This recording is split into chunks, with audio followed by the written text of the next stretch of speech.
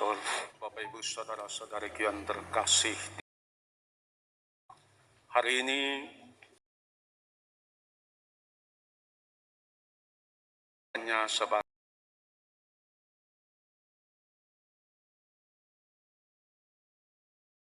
itu jatuh pada hari Jumat Agung.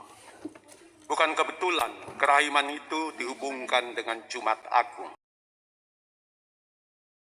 Tentang kalau kita lihat sepintas kekalahan seorang anak manusia, kekalahan orang baik mungkin, kekalahan sesudah berjuang, sesudah menjadi orang baik, pada ujungnya salib dan kematian. Kalau kita lihat sepintas. Tetapi kalau kita membaca Injil, mengerti tentang perjalanan hidup Yesus, merefleksi lebih dalam, justru Jumat Agung adalah pesta pengharapan. Pesta di mana segala sesuatu sudah diusahakan, tetapi sudah selesai, tidak ada lagi jalan. Cuma ada satu pintu, pintu penyerahan diri. Makanya bukan kebetulan pesta kerahiman itu dimulai dengan persiapan Jumat Agung, supaya mau mengajak kita untuk melihat betapa Allah itu sangat rahim. Kalau kita ngomong kerahiman itu ada kata dasarnya rahim, ada kean. Kerahiman. Rahim, kalau kita ngomong soal kerahiman, kita ngomong soal tempat yang aman, tempat yang damai, tempat di mana kehidupan yang sangat kecil itu boleh bertumbuh, berkembang, dan pada akhirnya menjadi manusia. Jadi kalau kita ngomong soal rahim, kita ngomong tentang hidup manusia yang menjadi sempurna di dalam ketidaklihatannya kita. Kita tidak lihat, tetapi sesuatu sementara bertumbuh. Bukan hanya sesuatu sementara bertumbuh, pengharapan pasangan suami istri yang melihat bahwa istri pada akhirnya toh sudah bilang bahwa hari ini saya sudah terlambat sekian minggu, berarti ada senyuman, ada kegembiraan, ada pengharapan. Makanya kalau kita berbicara tentang kerahiman ilahi, kita berbicara tentang Allah yang memberi kesempatan kepada kita. Allah yang bekerja dalam kediamannya kita supaya menjadikan kita manusia yang utuh, yang sempurna dan sesungguhnya. Allah yang ingin supaya kita semua merasa aman, merasa damai dan tentram. Makanya ketika kita bilang kerahiman Allah, karena kerahiman Allah saya disembuhkan, karena kerahiman Allah saya diampuni dosanya. Sebenarnya itu adalah kesempatan-kesempatan hidup yang Tuhan berikan kepada saya. Karena Tuhan tidak mau ada yang tidak mengalami kasih-Nya. Makanya bacaan-bacaan hari ini amat indah. Dan kenapa kami ada hari ini di tempat ini, saya bersama dengan frater, ada frater dari CSM, ada frater dari hamba-hamba Kristus, ada juga anak-anak seminari dari Petrus Klaver, dan ada juga seharusnya ada suster, tetapi suster-susternya ada lagi retret di Malino. Makanya hari ini cuma kami yang laki-lakinya saja. Ini untuk persiapan 2 minggu ke depan pada tanggal 30. Tanggal 30 adalah misa panggilan. Makanya kami diminta untuk roadshow, untuk masuk di paroki-paroki. Jadi minggu ini ada di paroki di sini, nanti minggu depan pindah ke Tanjung, Gotong-Gotong, dan seterusnya. Semua ini cuma mau bilang, ketika kita ngomong soal minggu panggilan, kita ngomong tentang bagaimana setiap mereka yang dipanggil itu, di dalam perjalanan hidup mereka, mengalami betapa Allah telah maha rahim dengan mereka. Makanya mereka ingin mewartakan kerahiman Allah itu melalui sikap hidup, melalui kaul-kaul mereka, melalui putusan hidup dan pelayanan mereka. Makanya kalau kita hari ini merayakan harinya pada minggu kedua, dan bukan pada minggu sesudah masa pesta Paskah, itu bukan kebetulan. Dan bacaan pertama berkisah amat indah. Bagaimana para rasul yang kalau kita lihat mereka ini punya mimpi besar. Masing-masing mereka ini mau Yesus jadi raja. Tetapi dalam proses Yudas Iskariot mulai menyadari bahwa Yesus ternyata mau jadi raja ini bukan raja untuk membebaskan Bani Israel dari perbudakan Roma, tetapi ternyata menjadi raja dalam hati. Raja atas jiwa kita, atas kehidupan kita, tetapi kehidupan sebagai anak-anak Allah. Dia ingin mengembalikan kerajaan yang Tuhan bentuk pada zaman Musa. Kerajaan yang berserah kepada Tuhan. Kerajaan di mana di tengah-tengah kehidupan mereka selalu ada kenisah Tuhan. Raja cumalah orang yang menjalankan tugas kepercayaan yang Tuhan berikan kepada mereka. Karena itu dia berontak. Karena itu dia jual Yesus 30 keping perak. Bayangkan Yesus dibilang pada Minggu Palem itu, pada Kamis Putih, Yesus bilang, kalau kita baca Injil baik-baik, meskipun berat hatinya, Yesus ingin merayakan perjamuan akhir. Perayaan kesempatan yang dia berikan kepada mereka. Tetapi apa yang terjadi? Itu seharusnya menjadi satu perayaan cinta, perayaan persaudaraan, perayaan di mana orang boleh duduk dan boleh menikmati kegembiraan itu. Tetapi justru menjadi satu perayaan di mana masing-masing punya agenda untuk saling menyelamatkan diri. Satu-satunya yang ingin menyatukan cuma Yesus.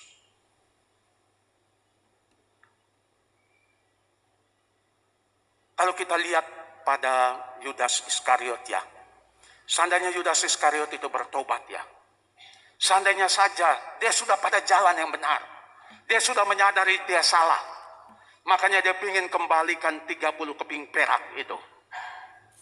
Makanya ketika 30 keping perak tidak diterima, dia buang 30 keping perak itu di istana, di kenisa, lalu dia pergi. Seandainya saat itu dia berserah menunggu kerahiman Tuhan, saya yakin Yudas Iskariot itu akan menjadi seorang santu yang besar. Dan saya yakin banyak orang berdosa yang merasa gagal dalam hidup mereka. Ketika mereka membaca kisah Yudas Iskariot yang bertobat, saya yakin mereka akan menemukan diri mereka dalam Yudas Iskariot itu. Ternyata Tuhan itu begitu baik. Ternyata tidak. Yudas memutuskan dosanya terlalu berat. Dosanya terlalu berat sampai dia tidak bisa lagi menerima pengampunan. Beda dengan Petrus. Petrus meskipun takut-takut, tapi dia menantikan proses Tuhan. Dan proses Tuhan ketika terjadi, Petrus bertobat. Kita lihat mereka semua ini mengalami, makanya kisah Injil, bacaan perjanjian baru, kita lihat semua berkisah tentang peristiwa dan peristiwa. Tentang bagaimana masing-masing orang berjumpa dengan Tuhan. Dan bagaimana dalam perjumpaan dengan Tuhan sesuatu terjadi dengan hidup mereka. Ada yang sembuh, ada yang diampuni, ada yang macam-macam terjadi. Dibebaskan dari roh-roh jahat dan semuanya. Sesuatu terjadi. Tetapi Yesus ingin supaya mengikuti dia bukan hanya pada saat dia dalam kemuliaan dan keagungannya. Tetapi justru pada saat kerapuhan kita. Pada saat kita merasa sepi sendirian, yakinkah kita bahwa Tuhan masih ada untuk kita? Sekali peristiwa ada seorang anak, saya kebetulan omanya itu selalu misa di gereja. Dan biasa kalau oma-oma itu kalau misa di gereja, opa-opa, mereka kalau misa harian duduk di situ, selalu duduk di situ. Hari Minggu juga di situ juga. Jangan kau duduk di tempat itu. Karena itu kayaknya kursi mereka yang sudah mereka stempel menjadi miliknya. Jadi kalau oma opa ini nggak ada, kita sebagai imam, saya berdiri di tempat tinggi begini, saya tahu bahwa kenapa ada oma ini nggak ada. Jadi sudah beberapa hari saya tidak lihat oma ini misa harian. Saya berjanji saya mau pergi kunjungi dia. Kebetulan hari itu saya ada dipanggil ke Katarina Bot. Ternyata saya ketemu oma ada di situ. Saya bilang, kenapa tidak misa? Sudah 3 hari tidak lihat-lihat. Kemana saja? Pastor minta maaf ya. ini saya punya cucu nih sakit. Oh, gimana, kamar berapa? Oh ya, nanti saya doa sebelah sini, kasih sakramen sebelah sini dan saya kunjungi. Saya masuk ke sana, anaknya ceria, anak SMP, ceria, anak remaja, lagi baca majalah Bobo, majalah waktu zamannya saya, majalah anak remaja punya. Jadi saya lihat, saya senang, saya bilang, kau sakit apa? Tidak tahu, Mi Pastor, senyum-senyum. Baik, 2 hari kemudian dia anfal, koma. Saya bilang, wih, kok bisa? Ketahuan lupus ternyata. Jadi, sudah mau diterbangkan ke Singapura, segala macam, akhirnya tidak bisa. Dari Katerina Bot dipindah ke rumah sakit Yauri. Jadi, saya merasa kok Tuhan, ini anak SMP. Kok sudah menderita penyakit dan sedemikian besar. Rasanya kok nggak adil. Jadi kadang saya berdoa, saya bilang, Tuhan, mendingan ambil saya saja. Saya sudah lihat Brasil, saya sudah lihat luar negeri, saya sudah lihat berbagai belahan dunia. Kasih anak-anak ini, beri dia kesempatan. Begitupun mamanya. Tetapi anaknya semakin kita doa setiap hari, kalau saya ada misa di gereja, di komunitas, hari Minggu, biar tidak ada amplop misa intensi untuk misa untuk dia, saya selalu doa untuk dia. Setiap hari Sabtu bersama anak-anak THS, yang ada biasanya mereka main di gereja, saya bilang, yuk daripada kalian main-main bong-bong di gereja sini, yuk temani saya, kita pergi kunjungi anak remaja sana. Jadi dalam proses saya lihat anak yang bukan tambah baik, malah tambah runyam dan tambah runyam. Tibalah satu titik, mamanya bilang, Pastor, doakan Mi. Saya sudah tidak tahan lihat dia sakit kayak begini. Doakan Mi saja, Pastor. Kalau Tuhan mau ambil dia, biar Mi, Pastor. Jadi saya bilang sama dia, bingung saya. Tiap kali saya doa untuk anak ini, saya selalu lihat itu Gua Maria di Raja Wali itu. Apa hubungan anak ini dengan Gua Maria di Raja Wali? Mamanya bilang, setiap pagi dia selalu minta uang. Minta uang untuk beli bunga. Selalu dia kasih di Gua Maria di sana. Saya bilang, oke. Kalau gitu kamu bilang sama, sudah ditentukan hari Sabtu kami doa bersama-sama. Saya bilang, kumpulkan dokter-dokter. Rumah sakit Yauri itu banyak orang Islam, dokternya Islam, perawatnya juga Islam banyak sekali. Kebetulan profesor dokter yang menangani dia juga orang Islam. Dia bilang, Pastor, saya tidak bisa buat apa-apa lagi. Satu-satunya cabut saja. Jadi saya bilang sama mamanya, kau begini di Raja Wali. Kalau ada macam tanya satpam, tanya kenapa, bilang saja Pastor Frans suruh pergi kunjungi Gua Maria. Bawa saja mawar itu. Dia bilang, mawarnya berapa banyak? Saya bilang, terserah. Warna apa? Saya bilang, terserah. Pokoknya kau sana bilang, Bunda, saya serahkan anakku. Anak yang biasa bawa bunga mawar untuk kamu itu sekarang sudah sekarat di rumah sakit. Saya serahkan untuk dia.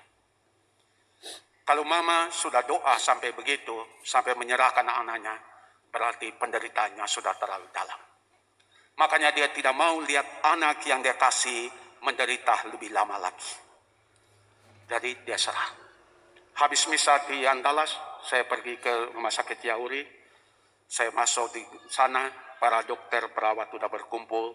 Kami semua membuat satu lingkaran, lalu doa. Karena sekian lama mengunjungi anak, mau tidak mau ada ikatan batin dengan anak. Begitu juga mereka-mereka yang selalu menemani saya, mereka merasa seperti adiknya mereka saja. Jadi ada kesenduan yang luar biasa di dalam itu. Begitu juga dengan para dokter. Tiba pada satu titik saya nggak doa lagi. Saya diam. Mamanya yang nyanyi. Bapa kami yang di surga, dimuliakan namamu. Gimana bisa nyanyi Bapa kami yang ada di surga dan dimuliakan namamu? Sementara Anda tahu, hitungan detik, hitungan menit, anakmu akan pergi. Bagaimana memuji dan memuliakan Tuhan, sementara hatimu itu begitu pedih.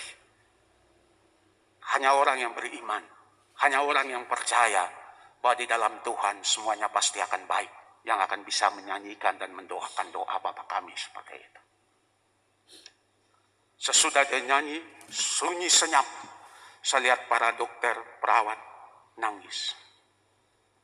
Sesudah itu saya bilang pas jam 12, saya lihat saya punya jam. Sudah jam 12 tengah malam ini tidak baik pastor berkeliaran di luar. Saya mau pulang sebelum jam 12 tengah malam ini. Begitu saya pulang rumah, saya sudah siap hati, saya bilang sama mamanya, apapun yang terjadi, telepon saya. Jadi dulu bukan pakai HP, tetapi pakai telepon biasa. Saya taruh di telinga saya dengan volume yang paling besar. Tidak ada yang terjadi. Hari Minggu pagi, jam 6:45, saya turun ke sakristi untuk misa pertama. Saya ketemu dengan tante dari anak ini. Dia bilang sama saya, "Pastor, bangun mi anaknya. Minta makan." Saya bilang, "Puji Tuhan." Hari itu di gereja Andalas, kami misa syukur.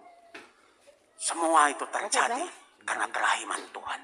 Semua itu terjadi karena ibu ini yakin dan percaya bahwa kerahiman Tuhan melebihi dan melampaui segala-galanya. Itulah minggu yang kita rayakan hari ini. Makanya kalau sudah mengalami kerahiman Tuhan, tidak boleh cerita itu berhenti denganmu. Cerita itu harus diwartakan. Cerita itu harus dikisahkan. Cerita itu harus diejawantakan dalam hidup dan penyerahan dirimu. Makanya minggu panggilan hari ini kami hadir ini untuk berkisah tentang bagaimana Tuhan menjamah kami masing-masing. Tanyakan sama pastor paroki, pastor rekanmu. Kalau lihat pada diri kami, saya kira tidak ada dari kami yang boleh ditabiskan jadi imam. Kalau bukan karena belas kasih dan kerahiman Tuhan. Ada teman-teman kami yang keluar yang menikah, kalau lihat dari otak mereka jauh lebih pintar daripada kami. Kalau lihat dari kudusnya, mereka jauh lebih berdoa. Ada temanku itu, waduh, malam-malam dia doa, sudah habis doa malam bersama, dia masih doa lagi. Kadang saya bilang, weh, kudusnya dia ini. Ternyata dia keluar. Kami yang bandel-bandel yang ikut aturan cuma doa pada saat doa. Kami yang kadang-kala curi mangga. Kami yang kadang-kala bandel lawan aturan. Kami inilah yang jadi imam. Mungkin Tuhan mau bilang pada akhirnya toh panggilan itu adalah belas kasih dan kerahiman Tuhan. Maka pesan saya, jangan menyerah dalam hidupmu. Apapun yang terjadi dalam hidupmu, jangan menyerah. Masih ada satu pintu. Dan pintu itu akan terbuka buatmu. Asal Anda membiarkan dia menggenggam tanganmu. Dan ketika Anda membiarkan dia menggenggam tanganmu, Anda harus siap menghadapi banyak salib dan tantangan dalam hidupmu. Anda akan menghadapi banyak tofan dalam hidupmu. Tetapi ketika Anda berhadapan dengan semua itu, jangan juga menyerah selama dia menggenggam tanganmu dan selama Anda menggenggam tangannya. Saya yakin Anda pasti akan melewati. Pesta kerahiman ditutup dengan Paskah. Tidak ada air mata yang mengalir sia-sia. Semua air mata akan berbalik. Tergantung baliknya jadi apa. Makanya jangan sampai menangis terlalu, sampai tangisanmu menjadi perih, pedih, menjadi pahit dan getir, lalu pada ujungnya umpat serapah. Tangisanmu hendaklah menjadi momen untuk melampiaskan ketidakpuasanmu sementara, tetapi kembalikanlah tangisanmu itu kepada Dia yang melihat semuanya.